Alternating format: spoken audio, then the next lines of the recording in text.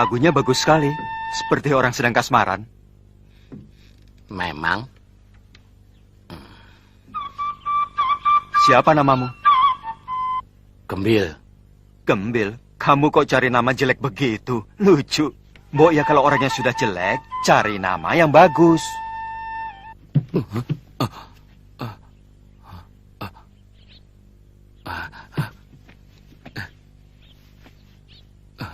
Cari siapa? Kaget aku. Jangan suka terkaget-kaget. Orang yang kagetan itu kesannya tolol. Pinter ngomong orang ini. Belibis kok orang. Oh, iya. Kamu mau jadi sahabat saya? Tergantung. Kalau kamu tidak menyusahkan saya, boleh. Kalau sudah menjadi sahabat itu, susah dan senang dirasakan bersama dan ditanggung bersama. Ya wis, daripada gegeran.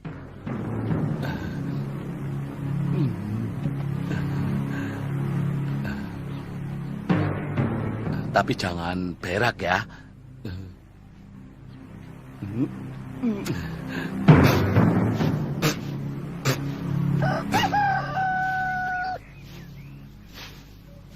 Anak itu makin lama makin kurang ajar. Tidak tahu tata krama. Dia sudah berani ngintip Taman Keputren. Itu kan sudah kebangetan toh, Nyai. Ya nasihati saja baik-baik. Ki, anak kita kan memang agak kurang genap. Ya kita harus maklum. Ire.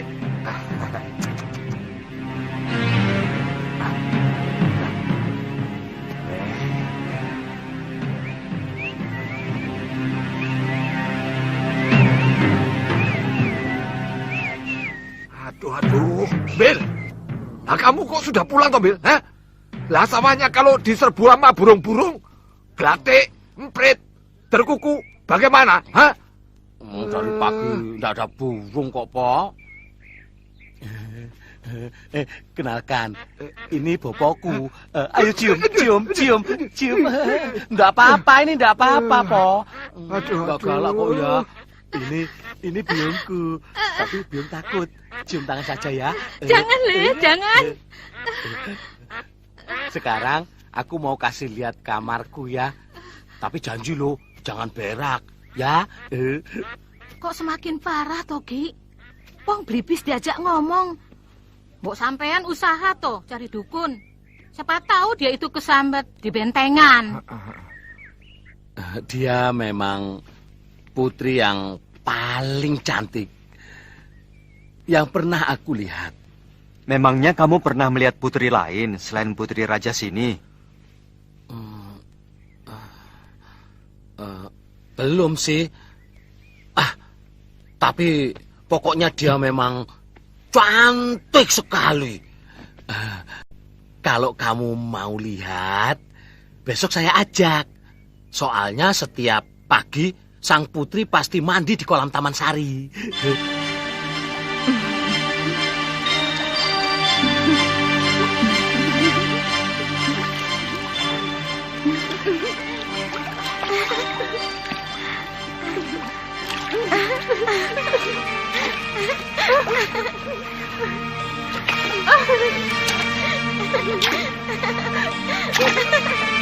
Katanya ke Taman Sari. Mana Taman Sarinya, Bil? Ya di balik tembok ini. Kamu mau lihat? Bil.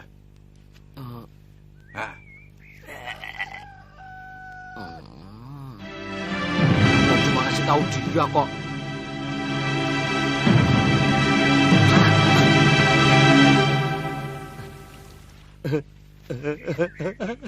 Pangeran Somantri itu gagah sekali loh, Gusti Dewi. Tinggi besar dan suaranya berwibawa. Baunya juga wangi, Gusti. Tapi matanya aku tidak suka. Mata seperti dia cenderung tukmis. Mata keranjang. Ah, masa?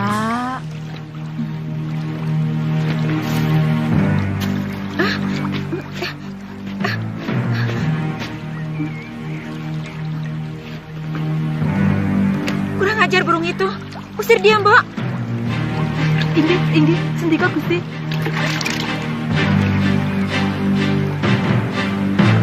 So.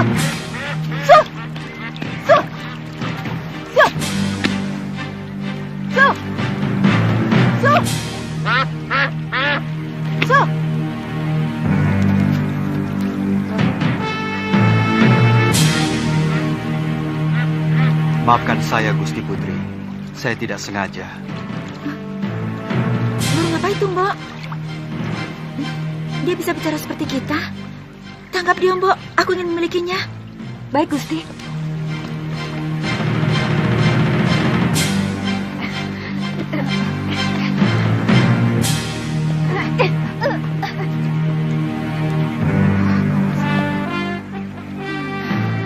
Aneh-aneh saja. Doro Putri mulai suka sama burung.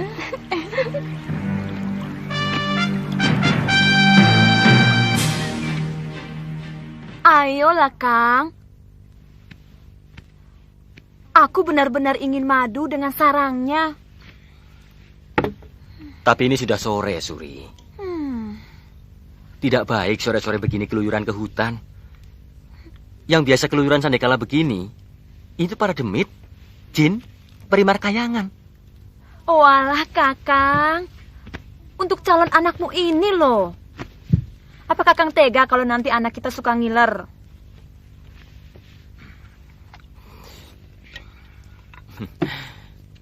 Ya sudah, saya cari.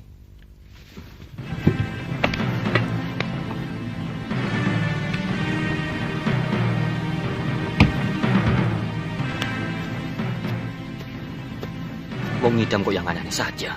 Minta sarang tawon. Mana sudah sore lagi.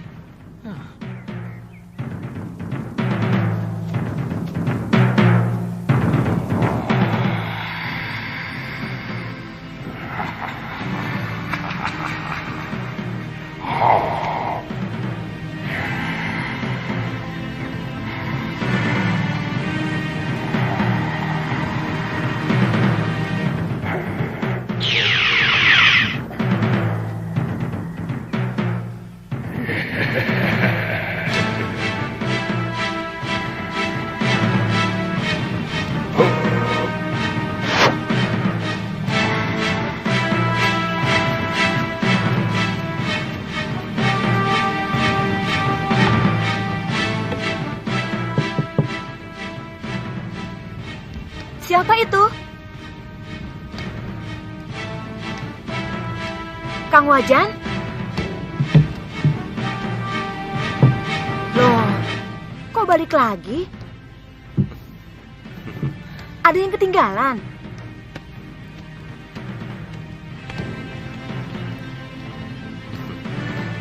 Kok sudah pulang, Kang? Dapat madunya? Ini? Sarang tawon kan hal yang sepele. Enak.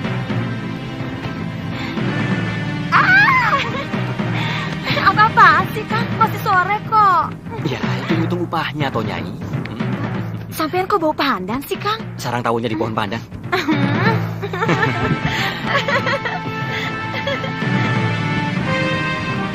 Kamu lihat di mana burung aneh seperti itu? Mungkin cuma angan-anganmu saja, Sekar. Duli Ayahanda, sungguh Ananda melihatnya sendiri. Tapi bagaimana bisa menangkap binatang liar seperti itu? Apalagi belibis. Punya sayap, bisa terbang kemana saja dia suka. Ayahanda kan bisa membuat sayembara untuk mendapatkannya. Iya.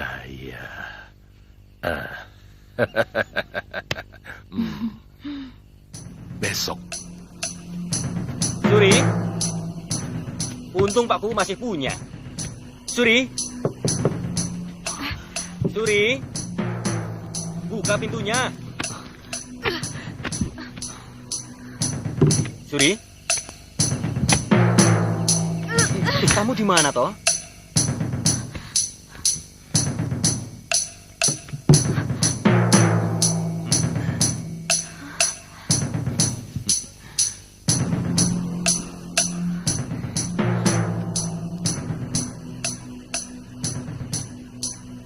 Kamu kenapa, Suri?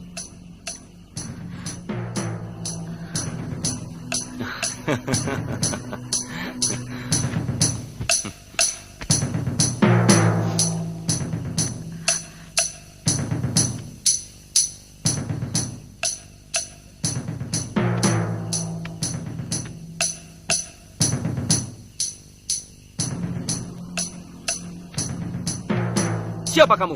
Kamu siapa? Aku Wajan, suami Suri. Bohong. Kamu yang bohong. Kurang ajar.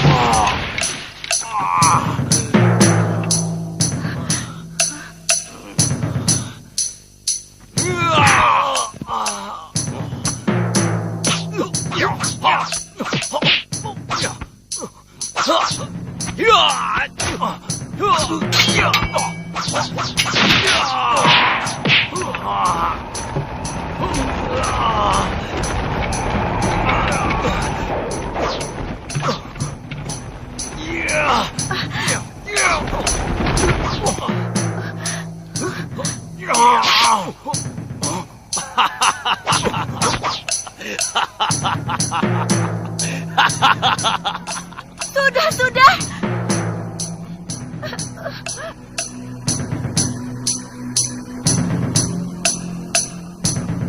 Aku ingin juga mengabdi pada Gusti Putri. Loh, kamu itu jangan macem-macem. Nanti kalau tak potong lehermu, tak jadikan opor mau. Loh, biar aku sudah di sana, aku akan tetap sering kemari, Gembil. Si Gembil itu benar-benar goblok. Dia mau capek-capek kerja. Padahal di bawah pohon ini ada harta karun yang mahal harganya. Itu kekurangannya manusia. Dia tidak melihat yang tersembunyi karena matanya sering untuk melihat yang jorok-jorok. Kamu ingin kaya, Bil? Hah? Siapa orang goblok yang nggak mau kaya? Kalau kamu ingin kaya, aku mau menunjukkan harta karun yang terpendam di halaman rumahmu. Tapi kamu harus menyerahkan aku pada Tuan Putri.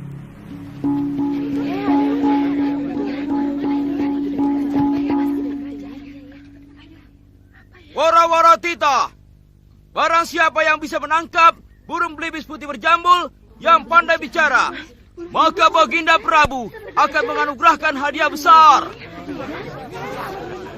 Bagi pemilik belibis yang dengan sengaja atau tidak sengaja berusaha untuk menyembunyikannya, akan dikenakan hukuman seberat-beratnya.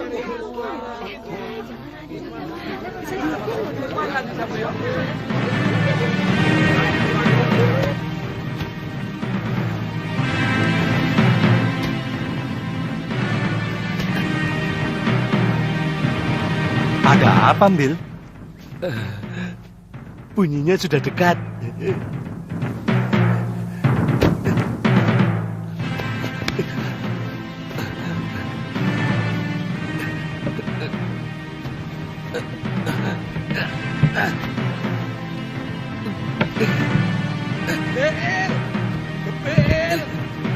Bil! Ayolah, Bil! Ayo, Bil! Cepat kita ke istana. Si belibis itu dibawa. Kita akan dapat hadiah. Ayo cepet, Om Bil! Nanti dulu toh, Po. Hah? Aku baru nemu ini. Aduh, ayo toh cepet. Si belibis itu dibawa, dipegangi. Ki, ada apa sih? Aduh, kamu nggak tahu. Nanti kita ke istana dapat hadiah. Hadiah? Iya. Kita jadi orang kaya, Ki.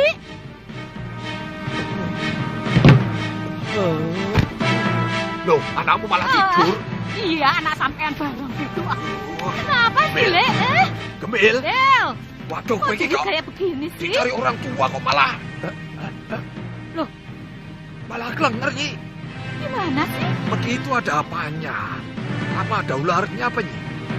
Jangan-jangan ada hantunya. Ki, hati-hati. Saya mau tahu apa isinya itu. Hati-hati. Hati-hati. Capekmu. Sama hantu saja kok takut.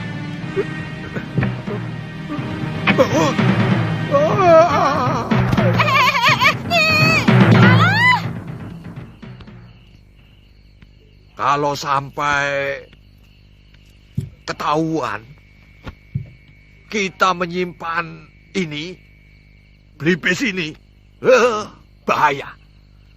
Kamu bisa dihukum mati. Mau dihukum mati? Digantung. Iya. Sudah, tidak apa-apa, Bil. Aku pasti sering main kemari. Kalau kamu kangen, kamu tenang saja, Bil. Tidak mungkin, jangan gigit. Kalau kamu sudah dekat sama putri yang cantiknya seperti bidadari itu, kamu pasti lupa daratan, lupa sama aku. Daripada kamu digantung, ayo. Betul kata Blibis itu. Udah diem, jangan nangis. Di sini udah gede ya. Mewek.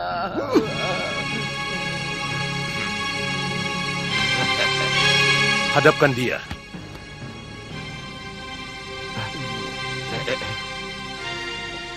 Suruh masuk.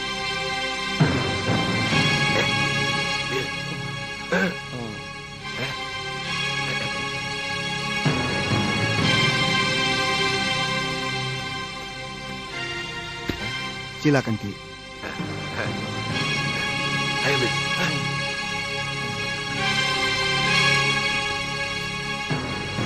Gusti Prabu sesembahan hamba. Hamba mau menyerahkan Blibis putih yang pandai bicara. Yang punya anak hamba. Aduh, matur. Hamba ikhlas menyerahkan sahabat hamba ini, Gusti. Tapi hamba mohon... Apa permintaanmu, Cah Bagus? Memang ada hadiah untuk itu. Hamba tidak mengharapkan hadiah, Gusti. Cuma hamba mohon, setidak-tidaknya sebulan sekali, hamba boleh bertemu dengan si putih. Hamba sedih berpisah dengan dia.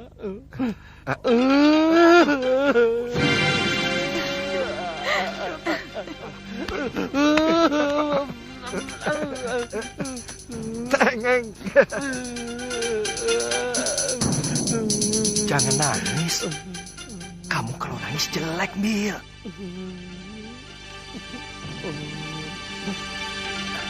Bolehkan dia bertemu dengan si Jambul sebulan sekali? Kau boleh ketemu si Jambul sebulan sekali?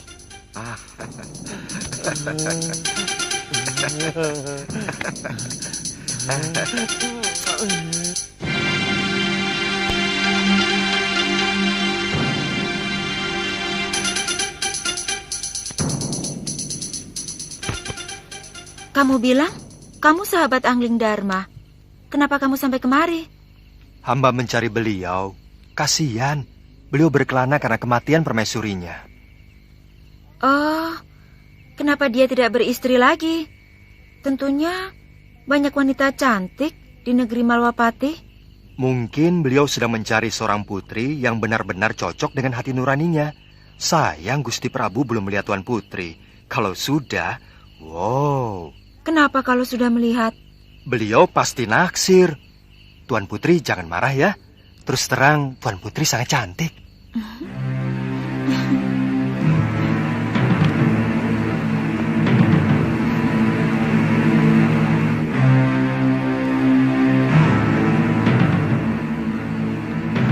Kau benar-benar menyenangkan aku, Putih.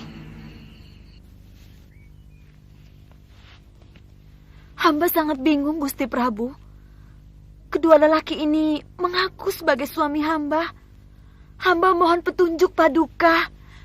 Siapa sebenarnya yang asli?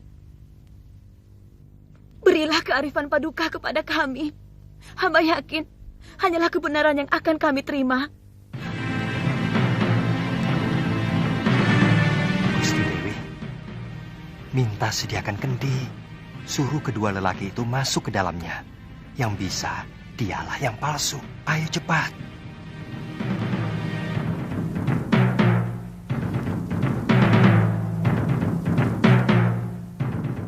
Pintar kamu. Ampun Romo Prabu, hamba tahu siapa suami ibu itu yang asli. Sekarwangi, ini masalah keadilan. Kamu jangan main-main. Hamba minta disediakan kendi. Ambilkan kendi.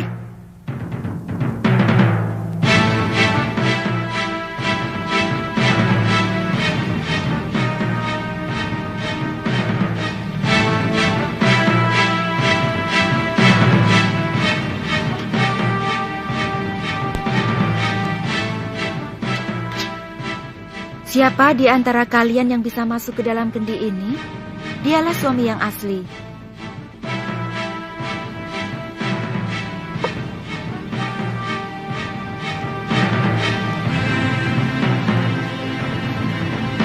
Ayo, mulai kamu. Silakan masuk ke dalam kendi. Hamba tidak sanggup, Gusti.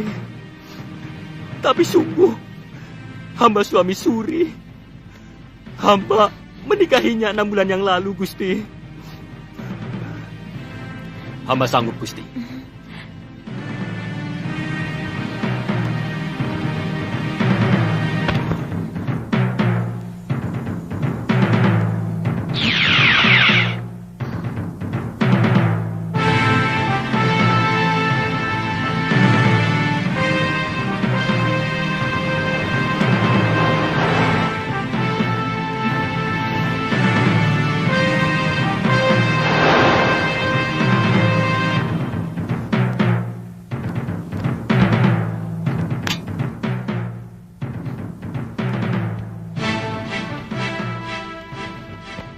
Dia pasti yang palsu, Romo Prabu.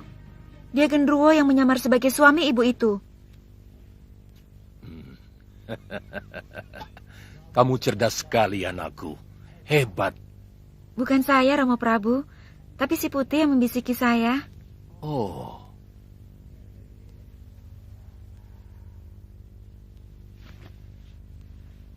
Genderuwo busuk ini harus dihukum. Dan...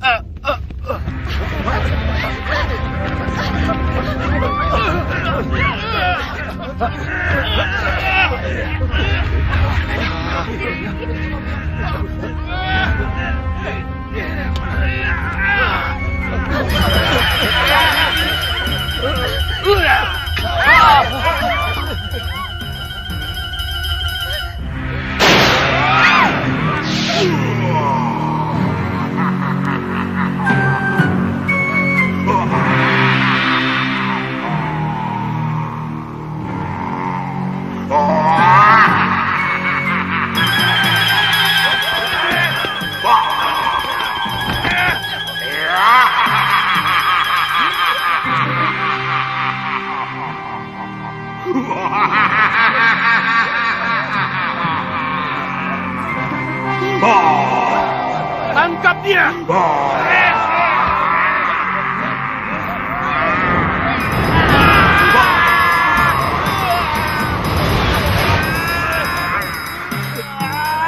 Tenang saja, Gusti Dewi.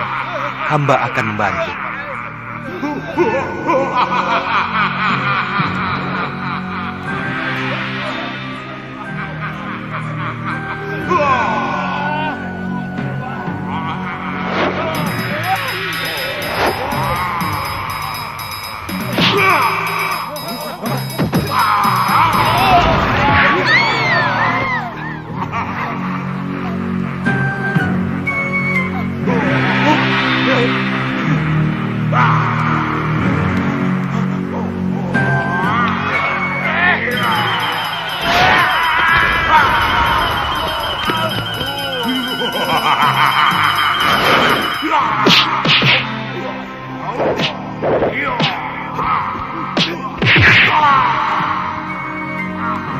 Suri, bangun Suri. Suri. Suri.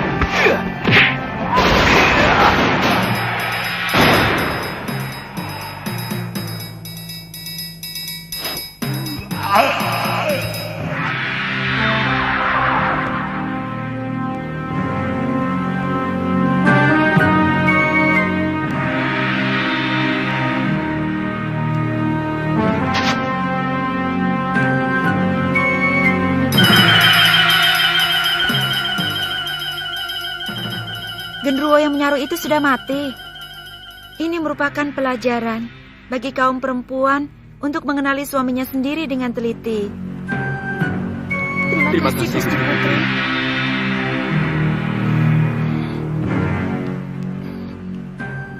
Bagaimana aku bisa yakin bahwa kamu bukan sejenis makhluk genderuwo atau demit yang mempermainkan aku atau bahkan mencelakakan diriku? Dewata Maha tahu bahwa saya sedang terkena kutukan seorang penyihir. Jangan banyak alasan, Putih. Ku minta kau pergi sekarang juga dari sini. Tapi Gusti... Pergi!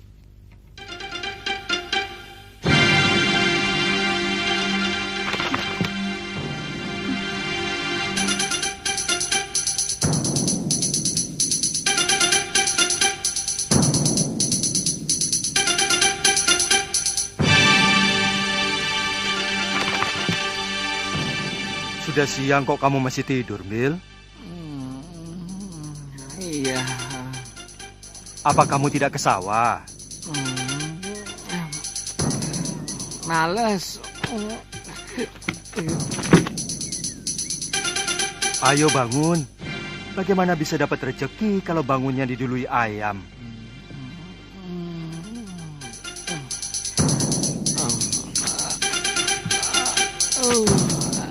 Biar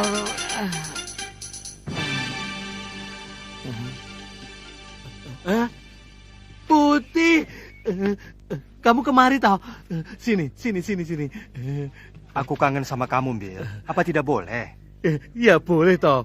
Aku malah seneng. Tapi aku tadi kaget. Saya kira ada berita apa toh? Aku kan sudah janji akan tetap mengunjungi kamu. Ya. Genteng, kamu akan saya ganti emas.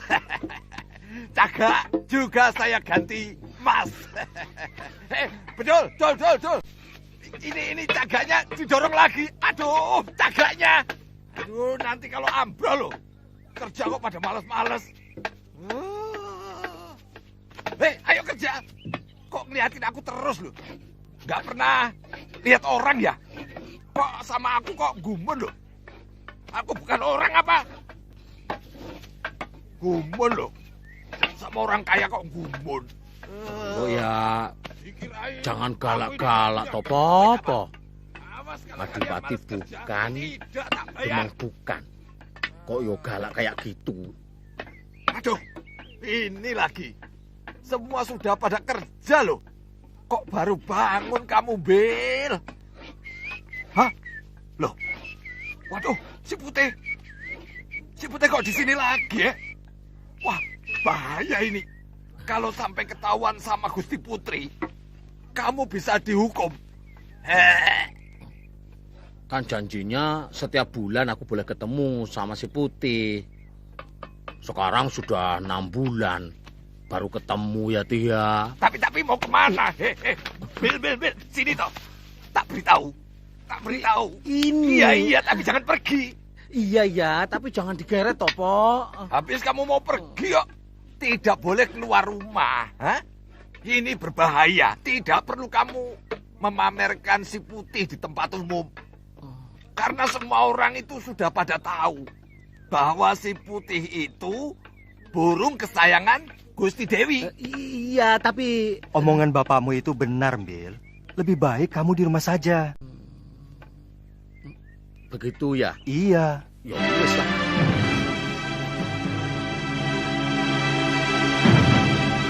Bayangan itu seperti melekat dalam pikiranku, Mbok. Aku benci, tapi... Maaf, Gusti, bayangan siapa? Si Putih. Maaf, Gusti, tapi kan Gusti sendiri yang mengusir dia.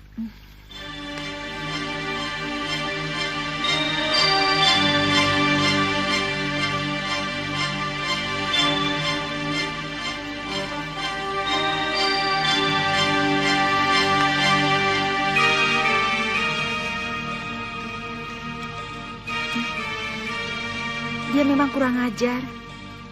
Tapi sepertinya saya tidak bisa lagi berpisah dengan dia, Mbok. Mbok ditangkap lagi saja, Gusti.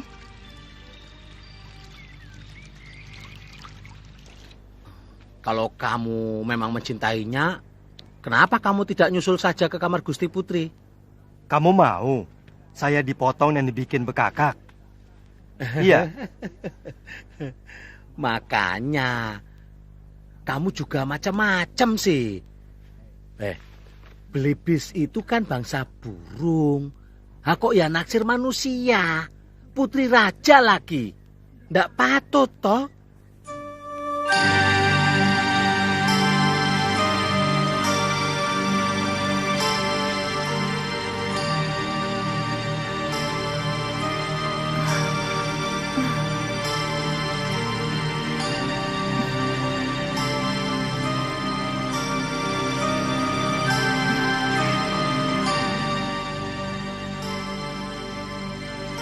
Putih, kaukah itu? Benar, Gusti. Apakah Gusti masih marah kepada hamba?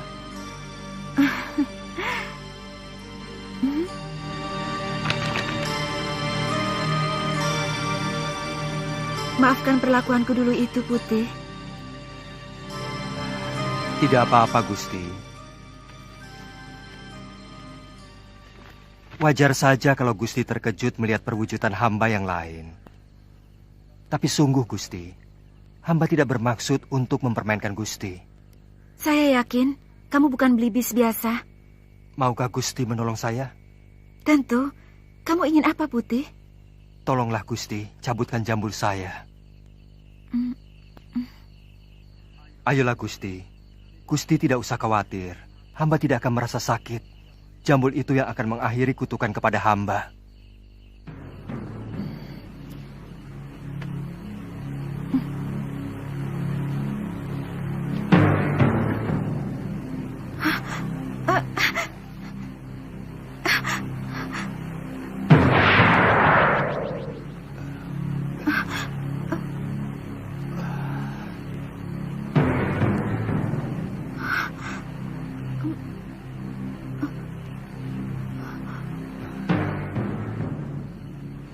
Siapa sebenarnya, Tuan?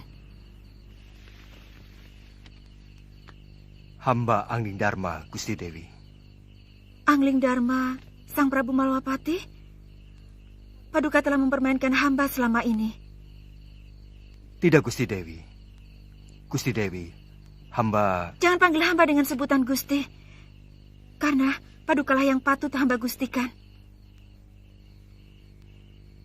Bagaimana kalau kita tidak usah saling memanggil Gusti?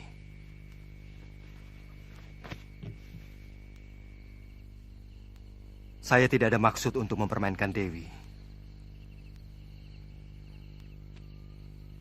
Karena sebenarnya saya terkena kutuk manusia serigala yang saya kalahkan waktu saya mengembara.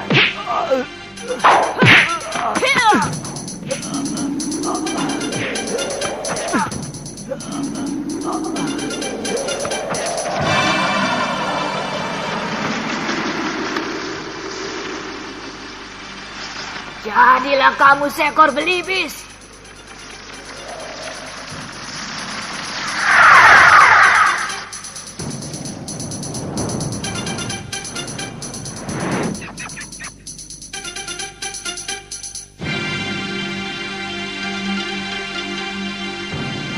Rasakan kutukanku.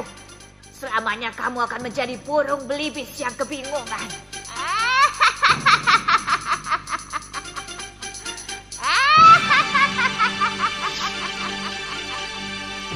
Kamu tidak akan bisa kembali menjadi manusia sebelum seorang putri cantik anak seorang raja mencabut jambulmu.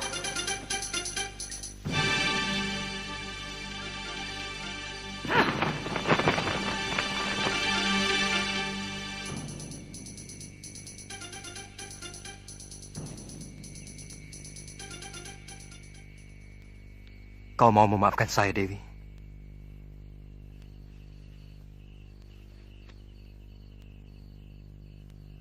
Dewi telah membebaskan saya dari tenungan.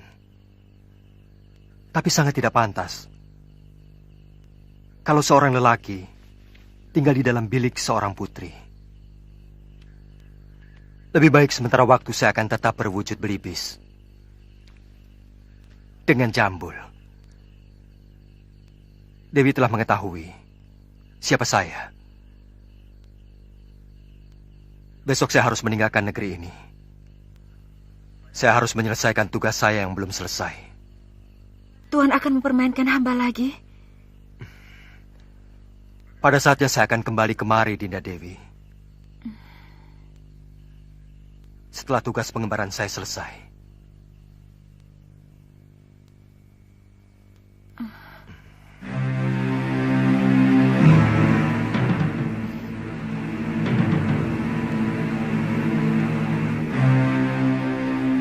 Sangat janggal kalau sebuah negara tidak memiliki raja. Selama Gusti Prabu Angling Dharma meninggalkan negeri Malwapati, rakyat kita seperti ayam yang kehilangan induk. Tidak memiliki kebanggaan sebagai rakyat Malwapati. Bahkan, mereka cenderung menjadi bangsa yang rendah diri. Lalu, maumu apa, Prabaswara? Mestinya Gusti Patih sudah harus mengambil keputusan. Keputusan? Ya, terus terang.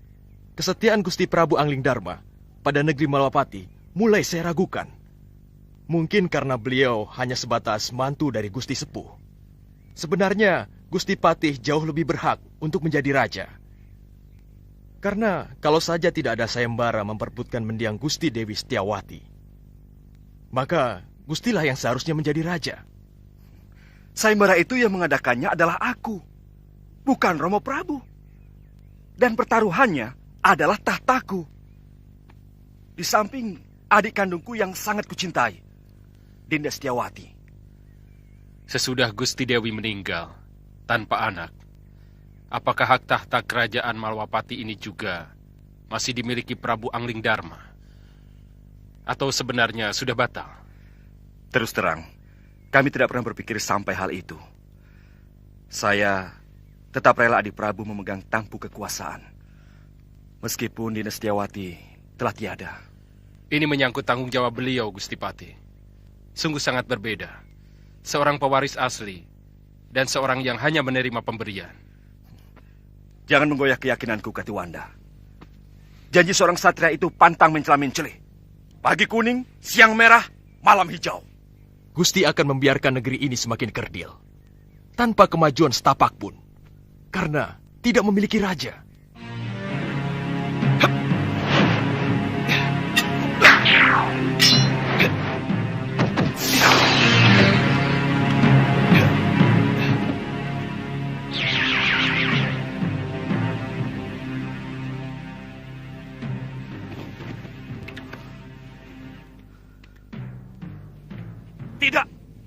Tidak benar semua ini. Siapa kamu? Apa aku sudah banyak berubah, Kakang Madrim? Adi Prabu seorang yang sangat santun. Sedangkan caramu datang sembunyi-sembunyi seperti maling. Maafkan aku, Kakang Madrim. Sebenarnya aku ingin membuat sebuah kejutan kepada kalian. Tapi mendengar pembicaraan kalian barusan membuat aku kurang bernafsu. Maaf, aku masih menyaksikan kebenaranmu sebagai Prabu Angling Dharma. Apakah kamu sanggup meyakinkan aku bahwa kamu adalah rajaku? Kamu menantangku, Kakang Madrim? Aku wajib meyakini kebenaran dari raja negeriku.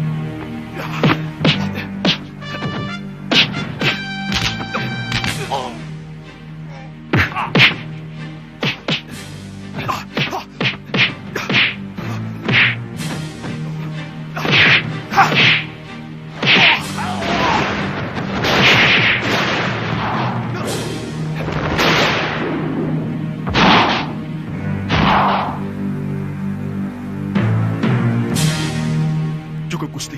Hamba percaya.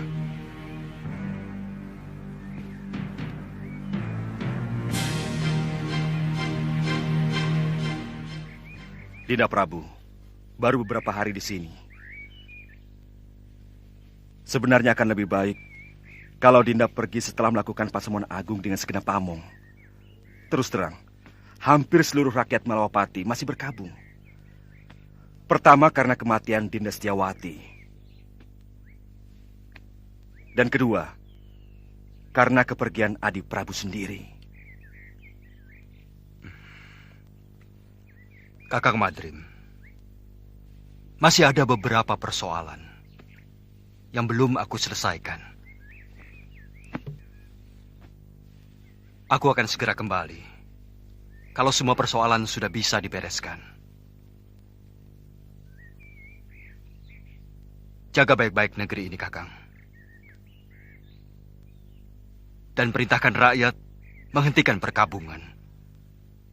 Karena aku masih dalam keadaan selamat. Baik, Dinda Prabu.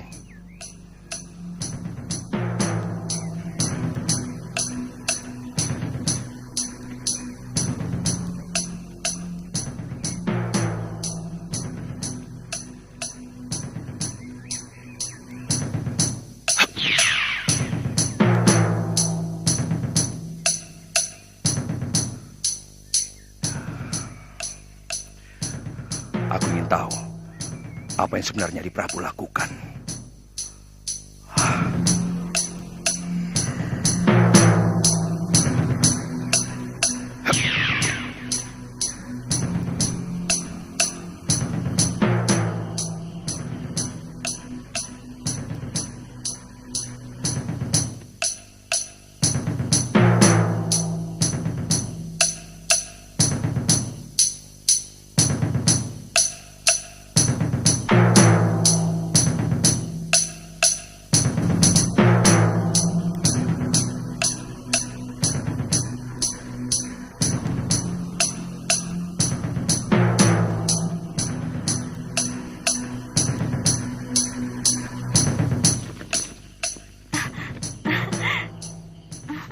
Putih. Aku kangen padamu, Putih. Maafkan, hamba agak terlambat datang, Gusti. Jangan sebut saya dengan Gusti, Kakang. Shh, ada Bibi Emban. Kalian boleh istirahat, Emban. Baik, Gusti Putri.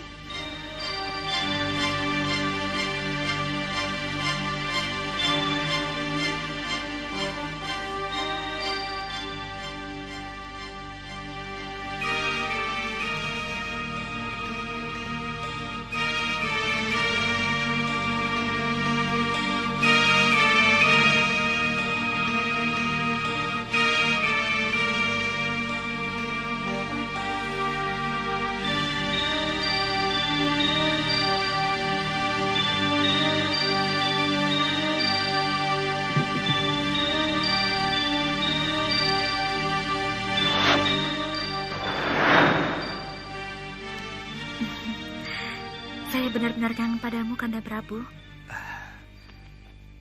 Dewiku, seandainya bumi ini bisa kusempitkan, ingin rasanya aku mendekatkan Malwapati dengan Bojanegoro, sehingga aku bisa melakukan tugas tanpa meninggalkan kamu. Saya sangat cemas. Kanda Prabu tidak kunjung datang.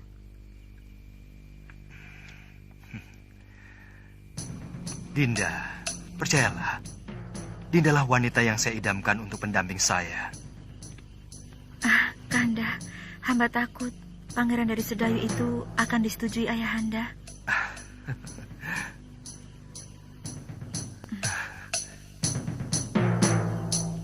Siapa laki-laki itu? Ada yang melihat kita. Kurang ajar.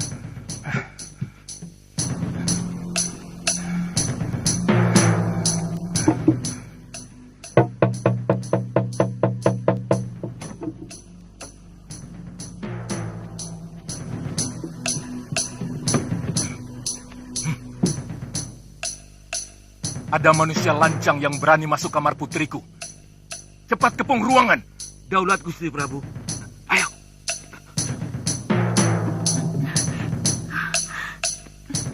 Cepat lari, Kanda Prabu. Ayahanda dan para penggawa datang kemari. Tenang, Dinda Dewi.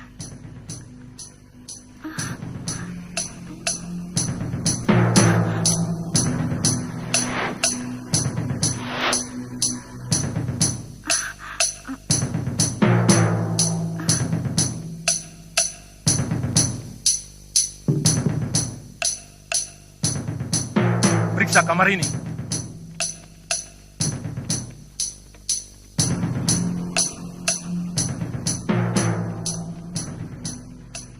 Sekar, siapa lelaki lancang yang berani tandang ke bilikmu? Lelaki yang mana? Hamba tidak mengerti, Ayahanda Prabu. Sekar, jangan bohong. Ibu melihat dengan mata kepala sendiri. Anakku, terus teranglah. Jangan permalukan ayahmu, karena aku selalu memberi kebanggaan kepadamu.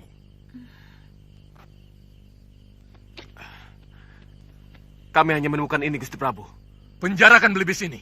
Baik, Gusti Prabu. Jangan, Ramanda Prabu. Dia sahabat hamba. Dia penghibur hamba. Untuk kebaikan bersama, anakku. Kalau ternyata si Putih memang tidak bersalah, pasti ayahanda kembalikan kepadamu. Ibu, jangan sakiti belibis itu. Dia tidak bersalah. Katakan dengan jujur, anakku. Siapa laki-laki yang tadi berpelukan denganmu? Dia hanya hayalan saya, Ibu. Hayalan yang selalu diwujudkan oleh belibis sakti itu. Karena saya tidak mau dijodohkan dengan Pangeran Sedayu. Anakku, orang tua selalu memberikan yang terbaik untuk anaknya. Pangeran Sedayu bukan orang sembarangan. Dia calon Betarari Sedayu. Dan dia mewarisi negeri yang sangat subur. Dia pasti akan membahagiakanmu, nak.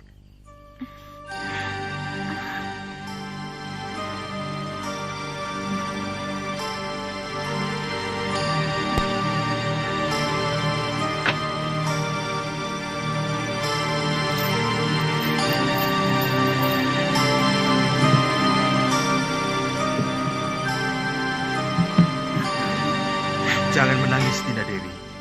Aku masih di sini.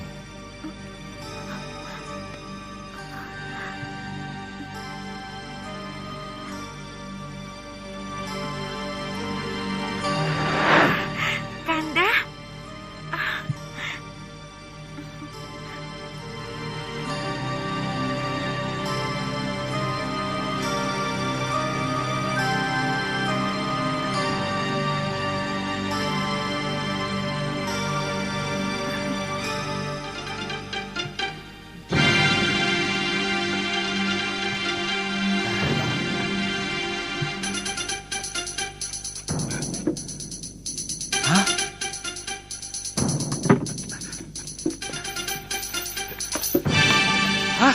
Burungnya berubah jadi kain. Suruh Bandot lapor. Bandot!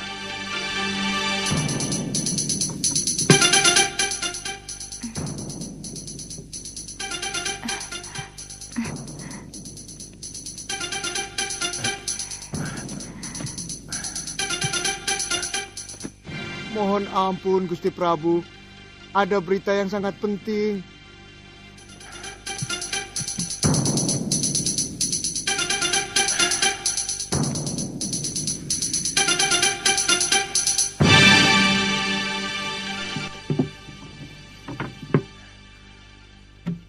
Ada apa?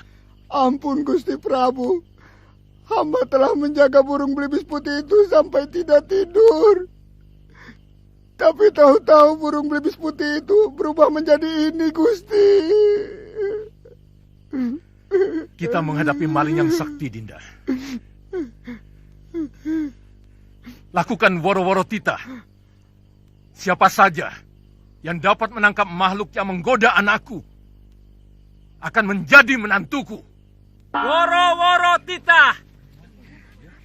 Barang siapa saja yang bisa menangkap burung putih berjambul akan diberikan hadiah oleh Baginda Raja.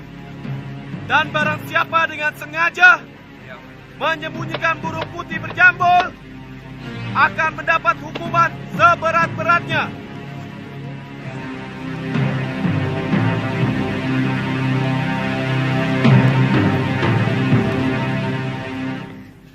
Siapapun berhak untuk menjadi menantuku.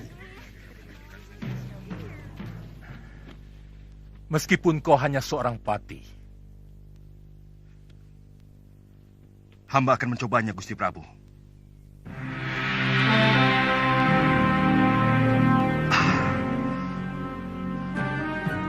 Boleh. Hamba diizinkan masuk ke kamar Putri Paduka. Ya, silakan.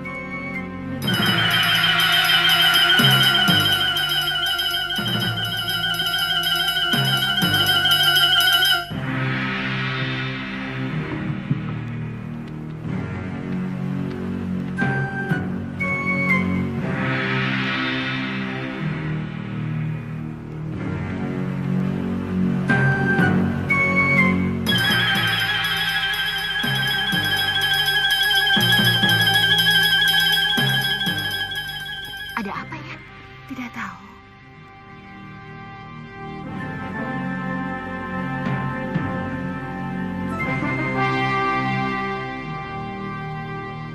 Ada yang mau datang, Dinda Dewi. Aku mau bersembunyi di dalam permata kalung.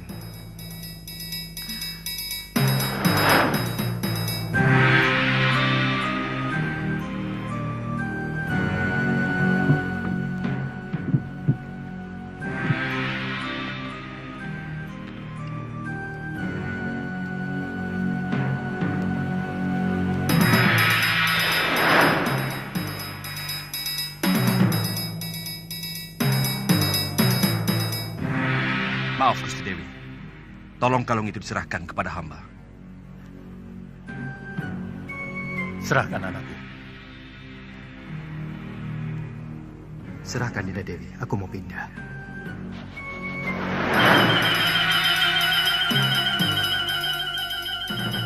Maaf, kalung tidak usah dilepas. Tolong serahkan giwang yang ada di kuping kiri Gusti Dewi. Serahkan, Dinda Dewi. Aku mau pindah lagi.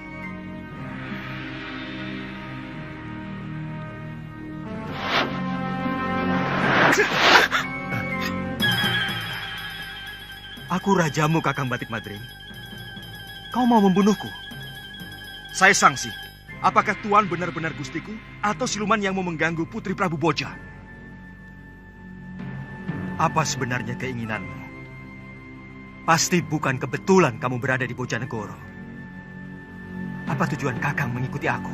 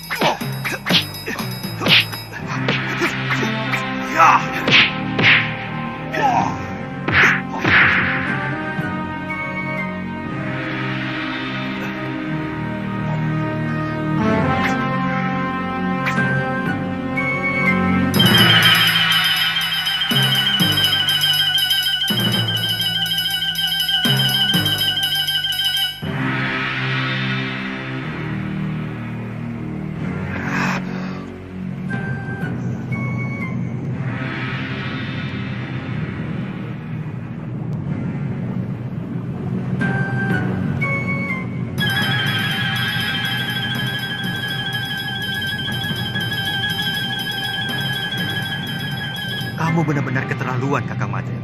Siap-siaplah, Tuan. Ilmu itu bukan untuk menjatuhkan kekuasaan.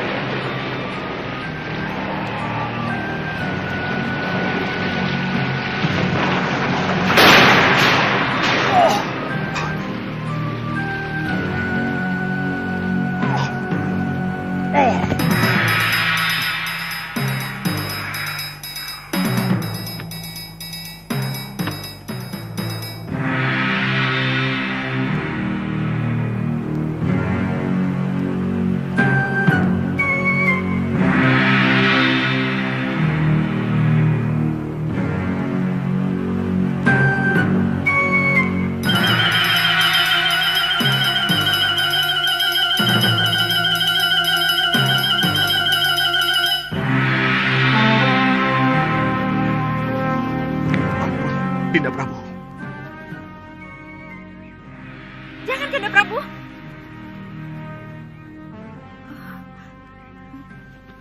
Ampunkan hamba, Dinda Prabu. Hamba mengaku kalah. Hamba bersedia menerima hukuman. Tapi tolong, jangan permalukan hamba di negeri ini. Kamu benar-benar bernafsu mau membunuhku, Madrim. Aku tahu itu. Kalau Paduka benar-benar Prabu Angling Dharma, hamba yakin tidak mungkin akan bisa hamba kalahkan. Itu kenapa hamba menyerang Paduka dengan sungguh-sungguh.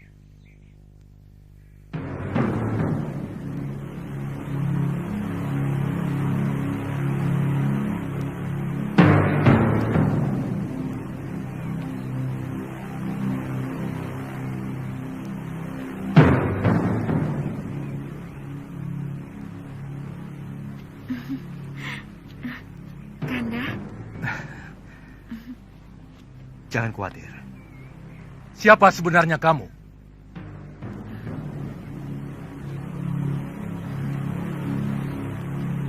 Maafkan hamba, Gusti Prabu. Hamba Angling Darma dari Malwapati. Dan ini pati hamba, Batik Madri.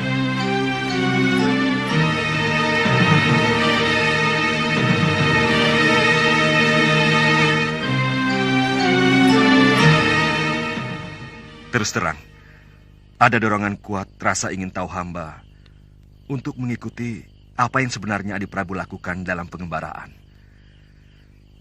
Begitu hamba melihat ternyata Adi Prabu sudah memiliki kekasih baru, timbul kemarahan hamba. Ada semacam kecemburuan yang merasuk dalam diri hamba.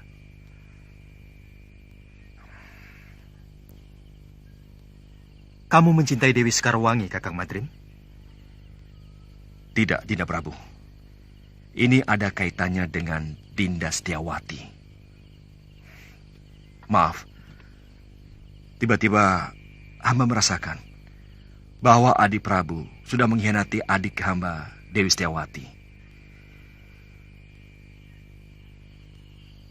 Pati obong yang dilakukan Dinda Dewi Setiawati beberapa waktu yang lalu,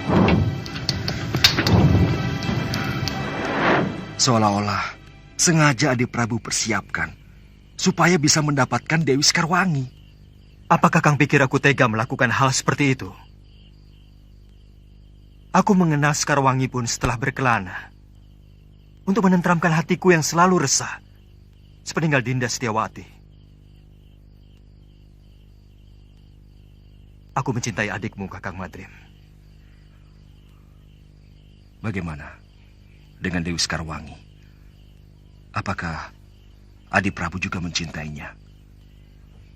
Maaf, apa mungkin cinta begitu saja mudah berpindah, Adi Prabu? Aku pun mencintai Dinda Sekarwangi tanpa menggeser senyari pun cintaku pada Dinda Setiawati. Sebab cinta itu ibarat air kendi. Dia bisa mengucur pada beberapa mangkok, tergantung seberapa adilnya pemilik kendi itu. Percayalah, Kakang Madrim.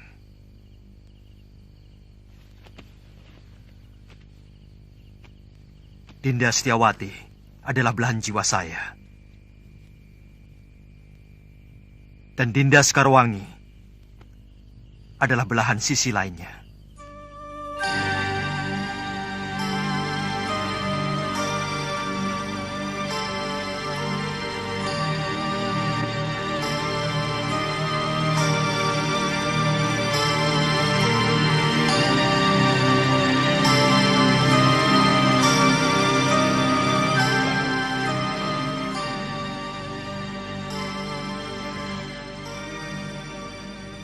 Hati-hati anakku, jadilah kamu seorang istri yang baik.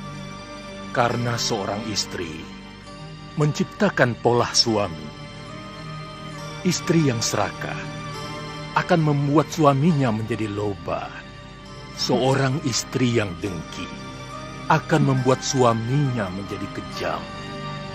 Tapi sebaliknya, istri yang bijak dan penuh kasih akan membuat suaminya menjadi arif dan penuh perhatian terhadap rakyatnya.